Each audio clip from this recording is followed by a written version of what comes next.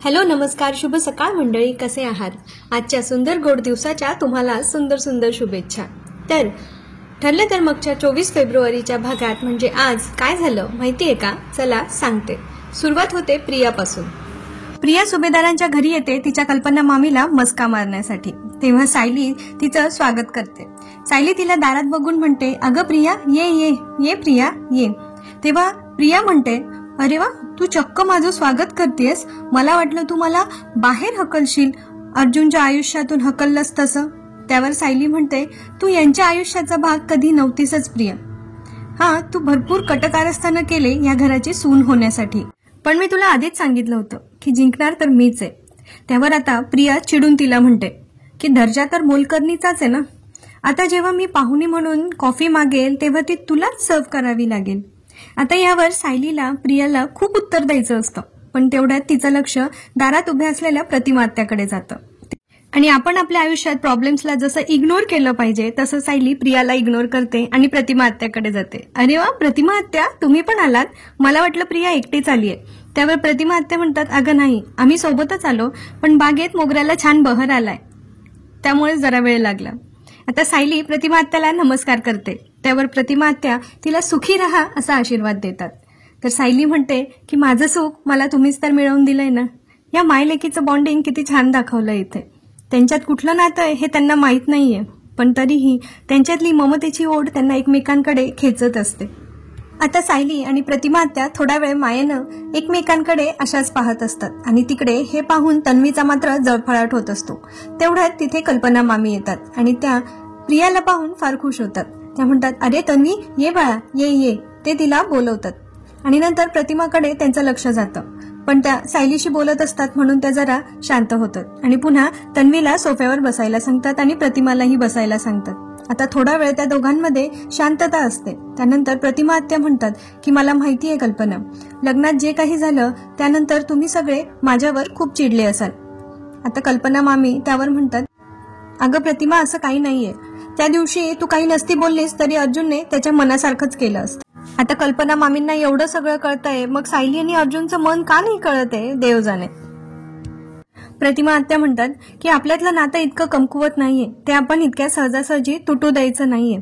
त्या तिथे जरा सायलीचा अपमान करत बोलतात की हिने तिथे अचानक येऊन सगळं होत्याचं नव्हतं करून टाकलं आणि पुन्हा रागाने सायलीकडे बघायला लागतात। त्यावर आता चोमडी प्रिया म्हणते की कल्पना मामी, सायलीने जे काही केलं त्यामुळे आपल्यातलं नातं तुटता कामा नये।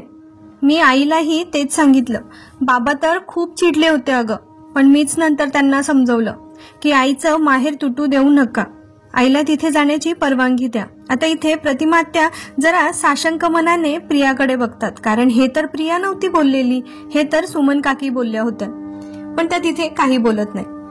आता कल्पना मामी म्हणतात, तुझं मन किती मोठं आहे प्रिया, आता तुला पुन्हा पहिलेपासून सुरुवात करावी लागेल, तुला पुन्हा नव्याने उभं राहावं लागेल। आता प्रिया पुन्हा नाटकं करत म्हणते, प्रयत्न करतीये ग मामी, मला भूक लागत नाही, रात्रीची झोप लागत नाही। आता ती जेव्हा हे असं बोलत असते तेव्हा प्रतिमा आत्या जरा तिच्याकडे तिरखा डोळा करून बघतात, कारण ही तर छान खाणं पिणं व्यवस्थित चाललंय, फक्त इतरांवर चिडचिड करतेय एवढंच, आणि तेही तिच्या पुढच्या प्लॅनची ती ग्राउंड्स बनवते, यात काही शंका नाहीये। आता पुढच्या सीनमध्ये अर्जुनची प्लॅनिंग पुन्हा आपल्याला प्रोसेसमध्ये दाखवली। तर इकडे अर्जुन त्याच्या त्या खबरी बरोबर गप्पा मारत असतो आणि त्यांची ऍक्टिंग पुन्हा ते कंटिन्यू करतात आणि तिथे ते सांगतात की ठीक आहे, मला कस्टमर आले की फोन करा, तोपर्यंत मी पेपर्स रेडी करतो। आता जोशी वकिलांना स्वतःला मांजर असल्यासारखं फील येतंय, त्यांना असं वाटतंय मी डोळे बंद करून दूध पितोय आणि कोणाला दिसतच नाहीये। त्यांनी महिपतला जे काही फोन वगैरे केलाय त्यानंतर आता महिपत तिकडून यायला निघणार आहे। तर इकडे आता हे जोशी वकील जातात त्या अर्जुनच्या माणसाकडे आणि तिथे जाऊन त्यांना बोलत असतात की हे अर्जुन सुभेदार ना, तर ते म्हणतात हो। तर जोशी वकील म्हणतात, इकडे या ना, मला तुमच्याशी थोडं बोलायचंय, आणि त्यांना बाजूला घेऊन जातो आणि त्यांना सांगत असतो की अर्जुन कसा फ्रॉड माणूस, आणि त्या व्यक्तीला सांगतात की मी तुम्हाला माणुसकीच्या नात्याने काही सांगतो, हा अर्जुन सुभेदार आहे ना, हा तुमच्याकडून काम काढून घेईल, पण तुम्हाला एक दमडी सुद्धा देणार नाही। तेव्हा तो व्यक्ती म्हणतो, हा तरीच मला थोडी गडबड वाटली। त्यावर जोशी वकील म्हणतात की मी तुम्हाला एका अशा माणसाला भेट घालून देतो की जो तुम्हाला रातोरात मालोमाल करून टाकेल, फक्त तुम्ही प्रामाणिकपणे सगळी माहिती त्या व्यक्तीला द्या अर्जुन सुभेदार बद्दल. तेव्हा तो व्यक्ती म्हणतो, तुम्ही मला पैसे द्या, मी तुम्हाला सगळी इन्फॉर्मेशन देतो. आता जोशी वकील पुन्हा महिपतला फोन करतात आणि म्हणतात की साहेब, तो प्रामाणिक माणूस अर्जुन सुभेदारची सगळी माहिती तुम्हाला द्यायला तयार आहे. त्यावर आता महिपत म्हणतो, अरे जोशा, तुम्हाला जो पत्ता पाठवलाय ना त्या पत्त्याजवळच आहे मी, थांब येतोच. त्यावर जोशी वकील हो हो या असं म्हणतात आणि त्या व्यक्तीला सांगतात ते येतातच आहे, तोपर्यंत आपण थोडा वेळ इथेच थांबून त्यांची वाट बघूया. जोशी वकील आणि अर्जुनचा माणूस टेबलवर महिपतची वाट बघत असताना अर्जुन तिथे येतो आणि एका वेटरला आवाज देऊन त्याच्या हातातलं फ्लॉवर पॉट टेबलवर असलेल्या फ्लॉवर पॉटच्या ऐवजी एक्सचेंज करायला सांगतो आणि वेटरही त्याप्रमाणे तिथे जाऊन ते एक्सचेंज करून देतो. आणि अर्जुन म्हणतो, मिशन सक्सेसफुल. जोशी, आता तू काही सुटणार नाहीयेस. आणि इथे आपल्याला पाहायला मिळतं की अर्जुनने त्या फ्लॉवर पॉटमध्ये एक छोटा मायक्रोफोन कॅमेरा बिल्ड केलेला असतो. आता प्रतिमा आत्या म्हणतात, मला वाटतं आपण हा विषय आता इथे बंद करूयात. आपली नाती खूप घट्ट आहेत कल्पना. अशा एखाद्या विषयाने ती तुटणार नाहीत, आपण ती तुटू द्यायचीच नाहीत. प्रतिमा आत्याचा हाच पॉझिटिव्ह अप्रोच अगदी घेण्यासारखा. आता कल्पनाताई म्हणतात, अगदी बरोबर बोलतेस प्रतिमा, पण आता मला काळजी तन्वीची वाटते. तिला आता पुन्हा नव्याने सुरुवात करावी लागेल. त्यावर आता प्रिया म्हणजे तन्वी म्हणते, मी प्रयत्न करते ग मामी, पण मला नाही जमत आहे. रात्रीची झोप लागत नाही, मला भूक लागत नाही. आता प्रतिमा आत्या तिच्याकडे जरा आश्चर्याने बघत असतात. त्यावर आता कल्पनाताई तिला म्हणतात की तुला यातून सावरावं लागेल. तर प्रिया म्हणते, मामी माझं जरा डोकं दुखतंय, मला घोटभर कॉफी मिळेल का? कारण तिला सायलीला मोलकरीणीप्रमाणे वागवायचंय. मग आता सायली त्याच्यावर म्हणते, हो आणते कॉफी करून. तर कल्पनाताई तिच्यावर जोरात ओरडतात आणि म्हणतात, काही गरज नाहीये. आणि मग ते विमलला आवाज देऊन सांगतात, विमल तन्वीसाठी कॉफी कर, हे आपले पाहुणे आहेत, तेव्हा बाहेरच्यांनी यात मदत करायची काही गरज नाहीये. आता प्रियाला आधी असं वाटत होतं की तिला सायलीच्या हाताने कॉफी घेऊन तिला मोलकरणीसारखा दर्जा दाखवता येणार नाही, पण नंतर तिला कळतं की कल्पना मामी तर सायलीवर चिडल्यात, म्हणजे ते तिला घरातलं मानतच नाही. आणि त्यानंतर ती पुन्हा तिचा आसुरी आनंद घेत हसत असते. त्यानंतर पुन्हा सायली सिच्युएशन सांभाळून घेण्यासाठी म्हणतात, पण प्रतिमा आत्यांना तर चहा आवडतो ना, मी करू तुमच्यासाठी चहा? त्यानंतर कल्पना मामी म्हणतात की नाही, तोही विमलच करेल. पण मग प्रतिमा आत्या म्हणतात की पण त्या चहाला सायलीच्या हाताची चव नाही ना येणार, तू कर माझ्यासाठी चहा. असं म्हणून त्या सायलीला परवानगी देतात आणि सायली खुश होऊन चहा बनवण्यासाठी किचनमध्ये जाते. आता पुन्हा या प्रियाला त्याचाही त्रास होत असतो. इकडे आता महिपत हॉटेलला पोहोचतो. त्यानंतर जोशी त्या इस्टेट एजंटला म्हणजे अर्जुनने पेरलेल्या माणसाला महिपतची ओळख करून देतात आणि महिपतला सांगतात की हे इस्टेट एजंट आहेत आणि त्यांना ओळख करून देतो की हे महिपत शेठ. त्यावर आता महिपत शेठ त्यांच्याशी हात मिळवणी करतात आणि म्हणतात, बोला काय घेणार तुम्ही, थंड घेणार की गरम घेणार? त्यानंतर तो माणूस म्हणतो की मला काही नकोय, मला फक्त मी जेवढी माहिती सांगेल तेवढे पैसे द्या. त्यानंतर महिपत त्यांच्यावर खुश होतो आणि म्हणतो, थेट मुद्द्याला हात, अशी माणसं आवडतात आपल्याला, थेट मुद्द्याला हात.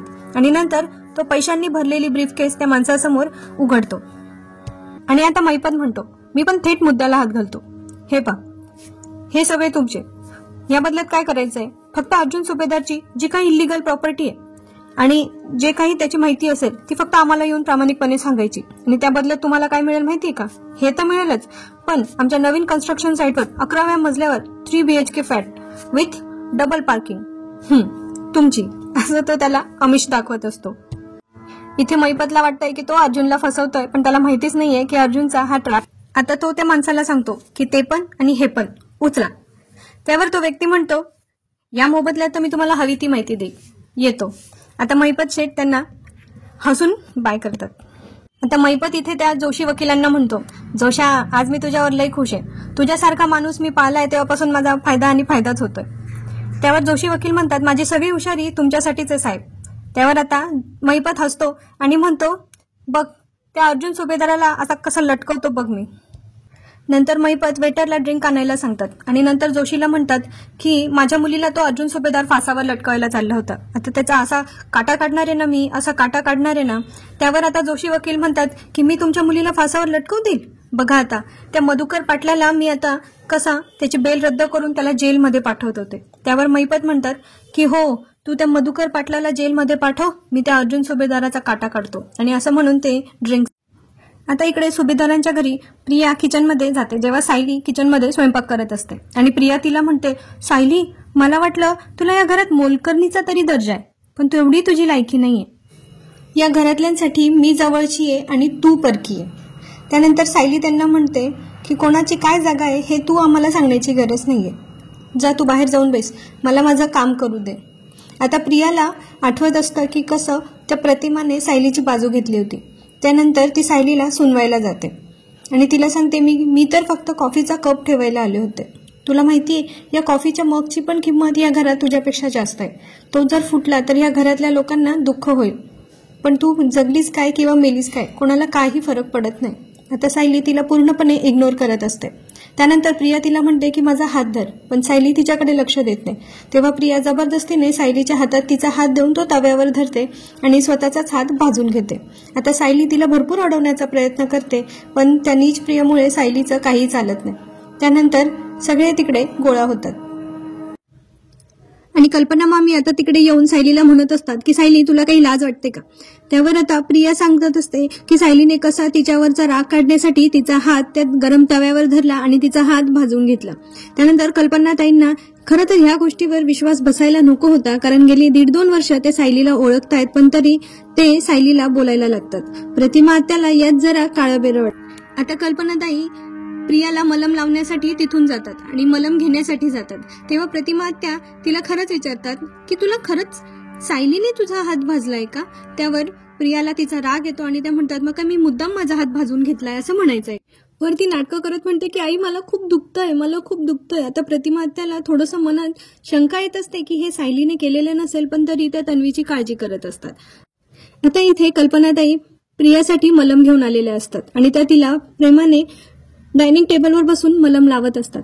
त्यावेळेला प्रिया अजून जास्त नाटक करत असते, तर कल्पनाताई तिच्या जखमेवर फुंकर घालत असतात. हे पाहून सायलीला जरा वाईट वाटतं, कारण तिने काहीही केलेलं नसतं. ती भरपूर सांगण्याचा प्रयत्न करते, अहो आई तुम्ही मला ओळखता, मी असं करू शकते का. त्यावर कल्पनाताई तिला म्हणतात की ज्याप्रमाणे आता मी तुला ओळखते तर तू हे असं करूच शकते. आता त्यांचा सायलीवर अजिबातच विश्वास नाहीये. त्यानंतर प्रिया मनातल्या मनात खुश होत असते. आता कल्पनाताई सायलीला म्हणतात की तन्वीला दिलेल्या जखमा, मनावर दिलेल्या जखमा पुरेशा नव्हत्या का, म्हणून तू तिला आता शरीरावर जखमा देतेस म्हणून. सायली त्यांना भरपूर सांगण्याचा प्रयत्न करते की तिने असं काहीही केलेलं नाहीये आणि तिच्याबद्दल ते गैरसमज करून घेत आहे, पण इथे कल्पनाताई काही ऐकायला तयार नसतात. या सगळ्यांमध्ये प्रतिमा आत्याचा मात्र जीव थोडा होत असतो, कारण त्यांना माहिती असतं की कदाचित सायली असं काहीही करणार नाही. आता सायलीच्या लक्षात येतं की तिने कितीही सांगितलं तरी ही गोष्ट ती कोणाला पटवून देणार नाही. त्यानंतर ती स्वतः सिच्युएशन सांभाळून घेण्यासाठी म्हणत असते की हो मीच केलंय, मी मुद्दाम प्रियाचा हात भाजलाय, तिच्यावरचा राग म्हणून मी ही गोष्ट केली. त्यावर आता प्रतिमा आत्या आश्चर्याने सायलीकडे बघतात, पण त्यांना मनातून असं वाटत नाही की सायलीने हे सगळं केलं असेल. प्रियालाही जरा धक्का बसतो की ही स्वतःहून स्वतःची चूक कशी काय कबूल करते. आता सायली त्याबद्दल माफी मागते, तर कल्पनाताई तिला म्हणतात अजून किती आणि कशा कशासाठी माफी मागणारेस. प्रियाला धक्का बसतो की सायली अचानक कशी वागायला लागली. त्यानंतर आता सायली म्हणते की आता मला प्रायश्चित्त म्हणून तू आता घरी निघालीच आहेस तर मी तुला दारापर्यंत सोडायला येते, म्हणून ती तिला घेऊन जायला निघते. तर इथे कल्पनाताई म्हणतात की काही गरज नाहीये, दिला तेवढा त्रास पुरे आहे. आता इथे प्रतिमा आत्या म्हणतात की अगं सायली आणि तन्वी लहानपणापासूनच्या मैत्रिणी आहे, हे असं भांडायचं आणि नंतर एकत्र यायचं हे त्यांचं लहानपणापासूनचं असेल. मला असं वाटतं की आपण त्या दोघींना बोलायला थोडा वेळ दिला पाहिजे. बरं आम्ही निघतो आता, तर सायली तू तन्वीला घेऊन पुढे हो, मी नंतर येते असं ते तिला सांगतात. आता प्रियाला इथे ती घाबरलीये, तिला सायलीचं हे रूप बघून जरा आश्चर्य वाटतंय. तिला असं वाटतंय आता ही सायली तिला काय करणार आहे, म्हणून ती सायली सोबत जायला तयार नसते, पण तरी सायली तिला सोबत घेऊन जाते आणि दाराकडे जाताना तिच्या पायात पाय अडकवून तिला तोंडावर पाडते आणि तिला धमकी देते की तू अशीच तोंडावर आपटणार आहेस. ज्यांना प्रियाचा खूप राग येतो त्यांच्यासाठी हा सीन बघायला खूप मजेदार असणार आहे. त्यांना खूप मजा येणार आहे आजच्या एपिसोडमध्ये, कारण प्रियाला तोंडावर पडलेलं बघायला मिळणार आहे. पण तरीही या प्रियाचा माज काही कमी होत. सायली तिला सांगते की तू अशीच तोंडावर पडत राहणार आहेस प्रिया. आता एक गोष्ट लक्षात ठेव की तुझा हा नीचपणा आणि माझी माणसं याच्यात आता मी उभी आहे. तेव्हा प्रिया तिला म्हणते तुझी माणसं, कोणती तुझी माणसं जी तुझ्याशी एक शब्दही नीट बोलत नाही. त्यावर सायली तिला सांगते की हे असं नेहमीच नाही राहणार आहे, आमच्यातला हा दुरावा संपून आम्ही पुन्हा पूर्वीसारखे एकत्र येऊ. आता सुभेदारांची सून या नात्याने मी तुला सांगते की निघ आणि पुन्हा इथे नाही आलीस तरी चालेल. आता मात्र प्रिया तिच्यावर चिडते आणि म्हणते की आतमध्ये तू माझा हात भाजलास याची कबुली देऊन तू विषय संपवून टाकला, पण एक लक्षात ठेव तन्वी किल्लेदार हा विषय कधीच संपणार नाहीये. ह्या ना त्या कारणाने मी या घरात नक्की येणार आहे. तिच्या या कारणाने सायली जरा काळजीत पडते. आता प्रतिमा आत्या बाहेर येतात आणि सायलीशी बोलतात. त्या विचारतात की बोललीस का तन्वीशी? तेव्हा सायली म्हणते हो, पण ती तिचा हट्टीपणा सोडायला तयारच नाहीयेत. नंतर सायलीला असं वाटतं की प्रतिमा आत्याला काय वाटलं असेल, म्हणून सायली प्रतिमा आत्याला सांगतात की अहो पण मी तिचा हात भाजला नव्हता घरात, ती गोष्ट परिस्थिती सांभाळून घेण्यासाठी मी खोटं बोलले. त्यावर प्रतिमा आत्या म्हणतात की तू कोणाला इजा करणार नाहीस याची खात्री आहे मला बाळा. आणि त्यांच्या तोंडून बाळा हा शब्द ऐकून सायली इमोशनल होते. तिला प्रतिमा आत्याला घट्ट मिठी माराविषयी वाटते आणि ती मारते. मग थोडा वेळ त्या दोघी एकमेकांच्या मिठीत सुखावतात. नंतर प्रतिमा आत्या येऊ मी असं म्हणून तिथून निघतात, पण सायलीला त्यांचा हात सोडवत नाही. इकडे अर्जुनच्या ऑफिसमध्ये ती व्यक्ती चैतन्य आणि अर्जुन तिघही त्यांच्यातून त्या कॅमेरामधून मिळालेलं फुटेज चेक करत असतात आणि त्यात ते खुश होतात की आपला प्लॅन सक्सेसफुल झालाय. आता अर्जुनला पूर्ण खात्री असते की त्याने ही क्लिप मधुभाऊंना दाखवली तर महिपतचा आणि जोशीचा दोघांचा पडदा फाश होणार आहे. आणि मग ते सिद्धेश वकिलाला वेल डन असं म्हणून शाबासकी देतात. नंतर अर्जुन म्हणतो की हा ऍडव्होकेट जोशी स्मूथली आपल्या प्लॅनमध्ये फसलाय, मला अंडर एस्टिमेट करत होता. आता त्याला आणि त्या महिपत शिकरेला मी दाखवून देतो मी काय चीज येते. आता इकडे पुन्हा सायली प्रतिमा आत्याला आणि प्रियाला बाय करून पुन्हा घरात आले. आता घरात आल्यानंतर पूर्णाई, कल्पना आणि विमल तिघही हॉलमध्ये डायनिंग टेबल जवळ असतात. तेव्हा कल्पना पूर्ण आजीला घडलेला प्रकार सांगत असतात.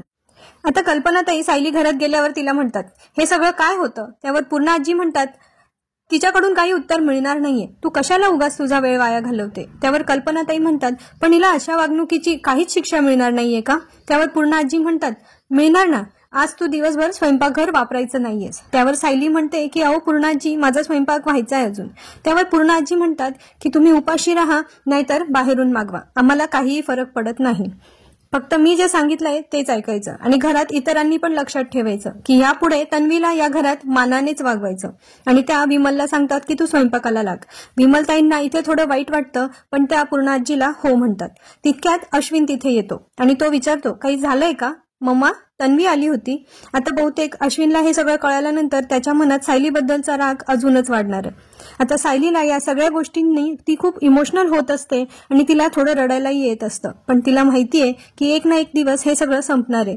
आता इकडे पुढच्या भागात आपण बघू शकतो की अर्जुन मधुभाऊंना भेटायला गेलाय आणि त्याने महिपत आणि जोशी विरुद्धचे पुरावे मधुभाऊंना दाखवले. आता तरी मधुभाऊ जोशी वकिलांना दिलेली केस मागे घेऊन ती केस अर्जुनला लढायला देतील का, त्यांचे डोळे आता तरी उघडतील का, हे बघणं मनोरंजक ठरणार आहे. तेव्हा भेटूया पुढच्या भागात. तोपर्यंत आपली आणि आपल्या परिवाराची काळजी घ्या. धन्यवाद.